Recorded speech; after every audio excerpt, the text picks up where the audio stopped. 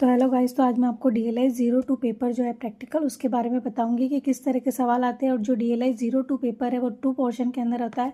First के अंदर जो है कॉलन की बुक ये वाली यूज़ होती है, और सेकंड जो पेपर होता है उसके अंदर DD सेकंड पोर्शन, पेपर नहीं, एक पेपर के अंदर 2 पोर्शन में सवाल आते हैं। एक तो कॉलन क्लासिफिकेशन के होते हैं और एक पोर्शन होता है DDC का। तो DDC की जो बुक्स होती है वो बहुत मोटी होती है, तो वो तो आप ऑनलाइन उसकी प्रैक्टिस कर सकते हो। ऑनलाइन बुक्स जो होती है उनको डाउनलोड करके, और ये कॉलन की बुक है जो आप ये खरीद सकते हो, ये आपको मार्केट में मिल जाएगी। ये इसकी प्राइस 300 350 तक होती है ना, तो ये आप खरीद ले। बाकी आपको एग्ज़ाम में दोनों बुक्स अवेलेबल होती है एग्ज़ाम के लिए, ठीक है।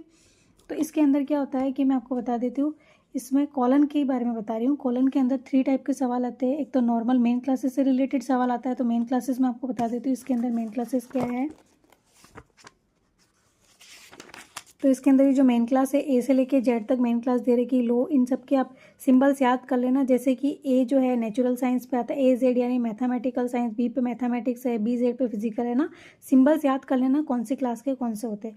फिर इससे रिलेटेड मैंने सारे मेन क्लासेस के क्वेश्चंस डाल रखे, तो आप मेरी पिछली सारी वीडियोज़ देखे।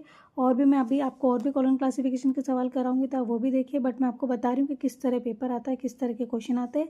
तो फर्स्ट पोर्शन जो होता है इन मेन क्लासेस से आता है। इन मेन क्लासेस यानी कि इनकी ये सारी मेन क्लासेस के अंदर बहुत सारे जो है नंबर और दे रखे, इनके अंदर से कहीं से भी आ सकता है ना। उसके बाद सेकंड पोर्शन जो होता है वो होता है टाइम आइसोलेट का। तो टाइम आइसोलेट की भी टेबल ये रही। टाइम आइसोलेट के लिए हमको इस टेबल का यूज़ होता है ना, ये वाली जो टेबल है टाइम आइसोलेट के लिए, इसका यूज़ होता है टाइम आइसोलेट वाले सवाल के अंदर। उसके बाद जो थर्ड पोर्शन होता है, थर्ड पोर्शन के अंदर जो होता है वो ये होता है कॉमन आइसोलेट की टेबल का यूज़ है ना। तो ये है कॉमन आइसोलेट की टेबल, इससे रिलेटेड सवाल पूछे जाते हैं। ये 2 टाइप्स के होते हैं, ACI और PCI, जिसमें ये टेबल से रिलेटेड क्वेश्चंस होते हैं ना। इसकी भी मैंने वीडियो डाल रखी है, तो आप सर्च करके देखिए, आप धीरे धीरे देखोगे तो आपको समझ में आ जाएगा, ठीक है। तो ये कॉलन की बुक हो गई। और ये स्पेस आइसोलेट का पूरा चैप्टर दे रखा है। इसके अंदर अब कोई सी भी जगह का नंबर हमको ढूंढना है तो वो सब इसके अंदर मिल जाएगा हमको, ठीक है। और अगर अपन जब भी मेन क्लास के सवाल सॉल्व करते हैं,